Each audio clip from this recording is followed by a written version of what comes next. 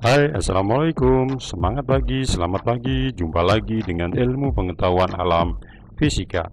Kali ini kita akan melanjutkan bahasan alat optik, yaitu mikroskop. Mikroskop. Sebuah mikroskop disusun dari dua buah lensa cembung. Lensa cembung pertama yang dekat dengan benda disebut lensa objektif.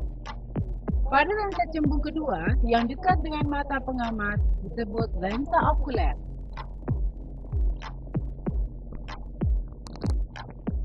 Pada mikroskop, jarak fokus lensa objektif lebih kecil dari jarak fokus lensa okuler, atau FOB lebih kecil dari FOK. Pada umumnya, kemampuan mikroskop cahaya dibatasi oleh sifat berkas sinar dan hanya mampu memperbesar 1000 sampai 2000 kali.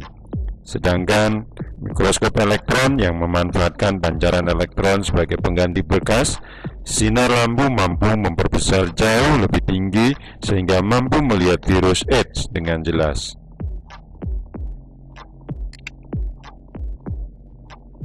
Benda yang diamati di depan lensa objektif di antara FOB dan 2 FOB, sehingga bayangan yang dibentuk oleh lensa objektif bayangan bersifat nyata, terbalik, dan diperbesar. Bayangan ini dipandang sebagai benda oleh lensa okuler. Supaya bayangan diperbesar dan dapat dilihat langsung oleh mata pengamat atau bayangan maya, harus diletakkan di depan lensa okuler di antara O dan FOK.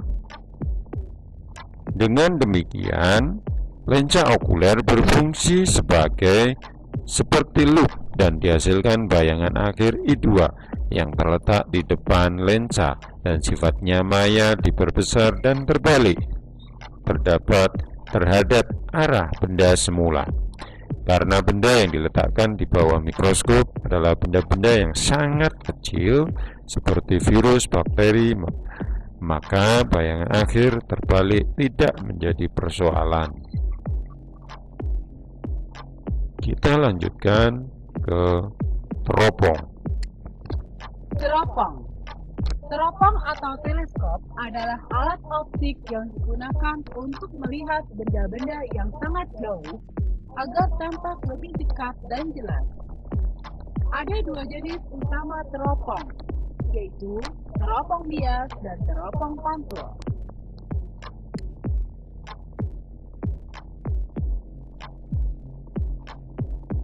Teropong bias disebut juga teropong karena sebagai objektif digunakan lensa yang berfungsi membiaskan cahaya.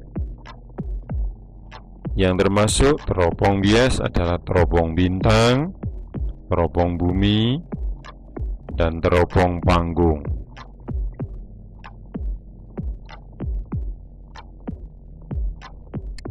Teropong pantul disebut teropong pantul karena sebagai objek digunakan cermin cekung besar yang berfungsi sebagai pemantul cahaya.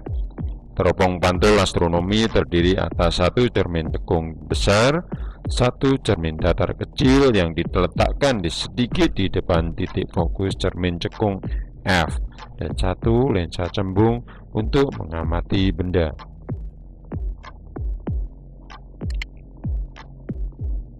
Macam-macam teropong.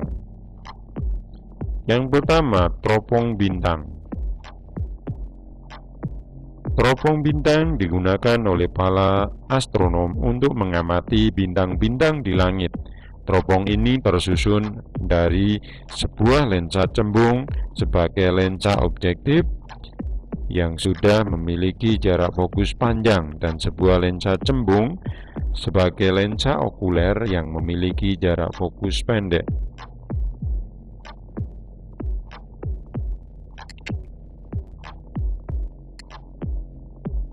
Ini adalah pembentukan cahaya pada teropong bintang. Lensa objektif yang pertama diteruskan sebagai menghasilkan benda yang di bayangannya dijadikan sebagai benda oleh lensa okuler. Jadi selalu punya dua lensa, lensa objektif dan lensa okuler. Benda bayangan dari lensa objektif akan dianggap sebagai benda oleh lensa okuler. Ini adalah bayangan akhirnya yang bersifat maya, terbalik, dan diperbesar. Teropong bumi. Teropong bumi digunakan untuk mengamati benda-benda yang cukup jauh di permukaan bumi. Untuk memperoleh bayangan tegak, pada teropong ini harus disisipkan lensa cembung ketiga yang berfungsi sebagai pembalik, disebut juga sebagai lensa pembalik. Ini adalah pembentukan bayangan pada teropong bumi. Benda yang jauh akan ditangkap oleh lensa objektif dan menghasilkan bayangan yang dianggap sebagai benda oleh lensa pembalik. Gunanya adalah supaya didapatkan benda untuk diteruskan ke lensa okuler, maka dihasilkan bayangan akhir yang tegak, maya, dan diperbesar. Selanjutnya, teropong panggung. Teropong panggung sering digunakan untuk melihat pertunjukan yang ditampilkan di panggung, misalnya pertunjukan drama atau tarian. Teropong ini ditemukan oleh Galileo Galilei. Oleh karena itu, teropong ini disebut juga teropong Galileo. Teropong panggung menggunakan lensa cekung sebagai lensa okuler yang sekaligus sebagai lensa pembalik.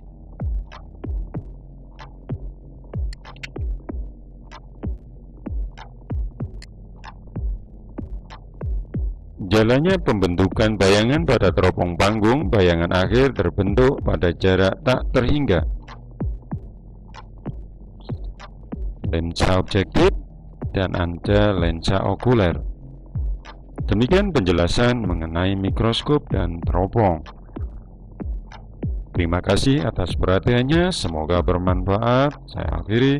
Wassalamualaikum warahmatullahi wabarakatuh.